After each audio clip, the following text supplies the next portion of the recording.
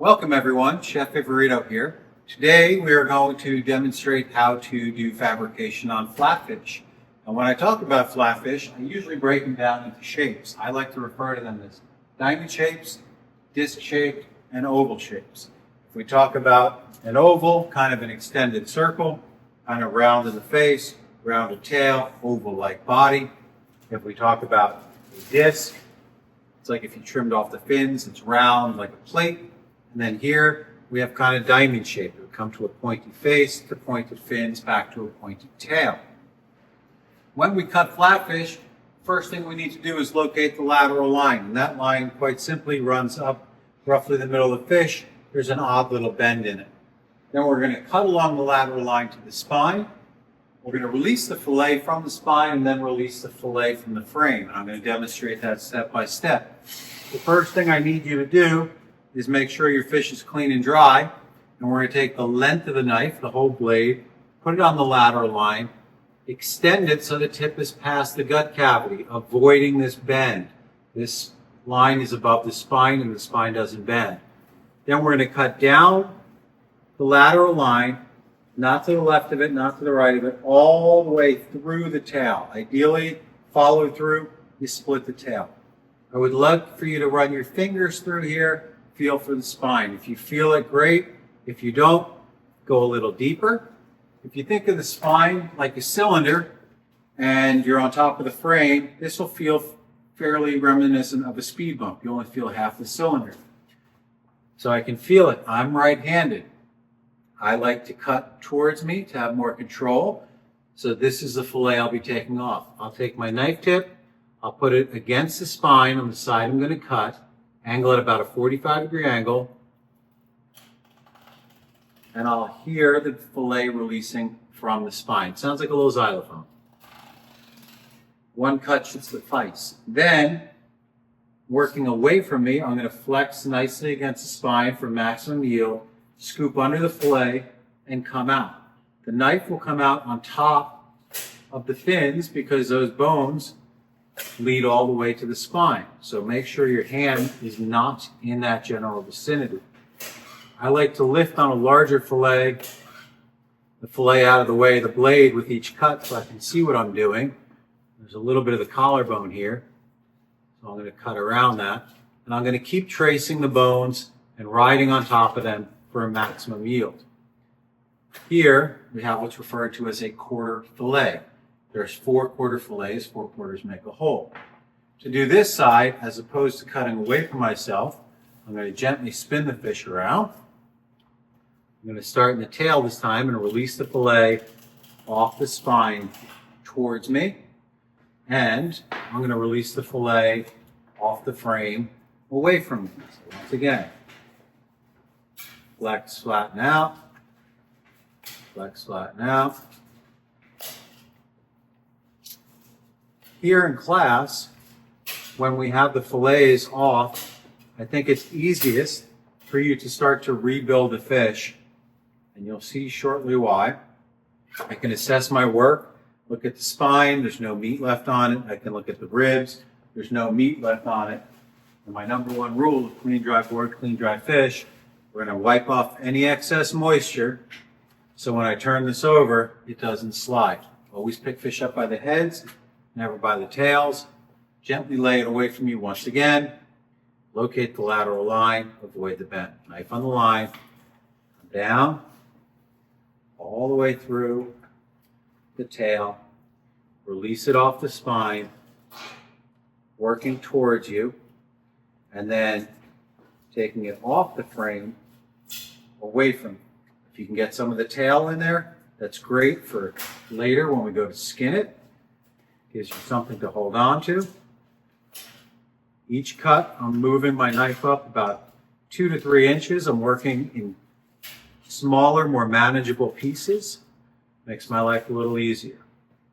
This is the belly fillet. This was the belly fillet. I'm going to put them back, flesh to flesh, to prevent it from drying out. And for the last fillet, spin it towards me once again, this time from tail to head, releasing the fillet, and then to remove it off the frame, I'm going to quite simply work away from myself. This is quick motions, always bending that knife for maximum yield. This little part, I just ride the bones right out, and then I can put this down like so. The bones we're going to save for stock, so we'll put them off to the side.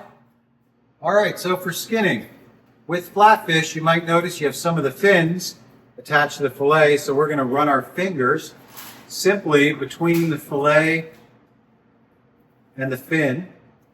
We don't need to cut it off, we'll just run our fingers through it. And then to skin, I like to put the fish at the edge of the table, using my chef knife only, skin it from tail to head, and this time I cut from in to out. I call the fingernail angle. I use my chef knife and I rest it on my fingers, which is roughly a 22-degree angle.